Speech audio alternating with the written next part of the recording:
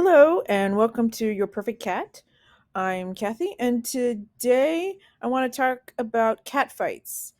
And so, any of you who have multiple cats are probably familiar with your cats fighting and having, you know, disagreements. So, I want to talk today about things to do and what not to do. And I think also this is what's worked for me, but also some of your people you consider experts in cat care would also agree. So, first, let's go to what not to do when your cats fight. Okay, so one of the first things you want to not do when your cats are fighting is don't squirt your cats with water. I don't care what, I actually don't care what various people say about that. It's one of the worst things to do. And if you don't want to listen to me, you can also listen to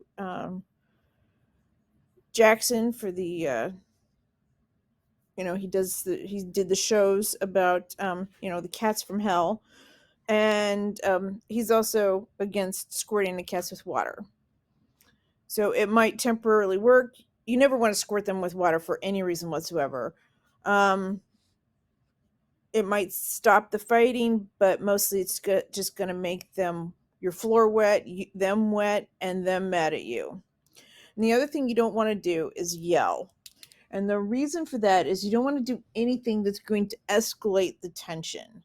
And you yelling or getting upset is going to add, angry energy to what's going on. So what we want to do is kind of calm the cats down. Now, then the next bit, I'm going to show you my cats, and I actually videotaped them fighting, and I was watching them very carefully. And you will see that I didn't actually do anything other than make sure that they weren't going to start really hurting each other. Okay, so here are Finn and Val, and they were having a little bit of a tiff, and I'm not going to talk over it. I want you to kind of watch and see what I was watching for and notice the body language. So that's one thing you want to look at. So before you even decide to interfere with a cat fight, watch and see what's going on. And if it's not getting more violent, like there's not toenails out and fur flying, you may just want to let them work it out themselves, just like you would small children. Okay, so here are Finn and Val, and they were having a little bit of a tiff, and I'm not going to talk over it. I want you to kind of watch and see what I. Now, as far as things you want to do during a cat fight, you do want to watch for escalation. Now, if the fight is escalating and, like I said, there's fur flying and the claws are out and there's biting, then it's time to interfere. And at this point, what you want to do is do anything you can to distract the cats. Now, that could be anything, making some noise, now, not angry or anything, but like making a little bit of noise. Um, Anything that you know that would get their attention. Throw a toy is another way to distract them. It will interrupt what's going on. In most cases, your cats will work out their disagreements without any interference from you at all.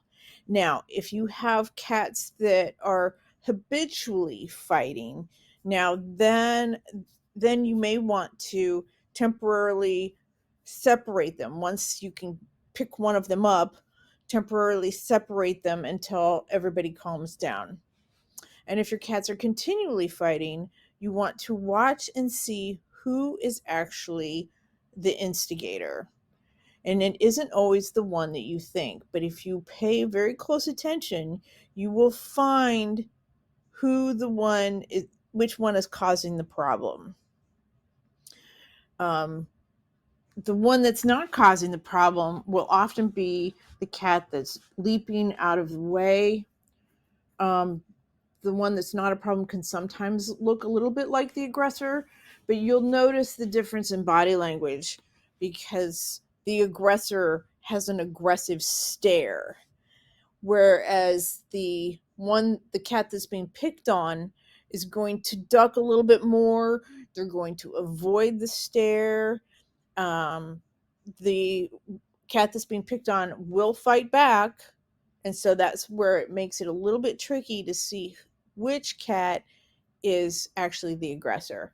And when you start seeing a cat that's acting in an aggressive manner and on a regular basis, then it's time to deal with that cat behavior. And in most cases, the best thing to do is kind of see if you can separate them, separate rooms, separate parts of the house, until everybody calms down. And at that point, you need to analyze your whole house setup. Make sure you have enough cat litters, which is a cat litter for every cat in the house plus one.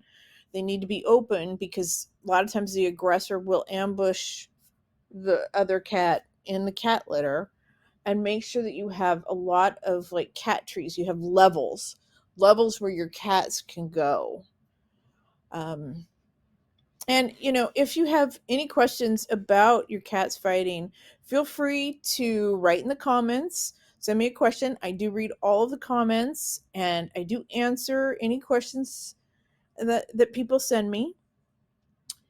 And I hope this helps you out when you have cat fights.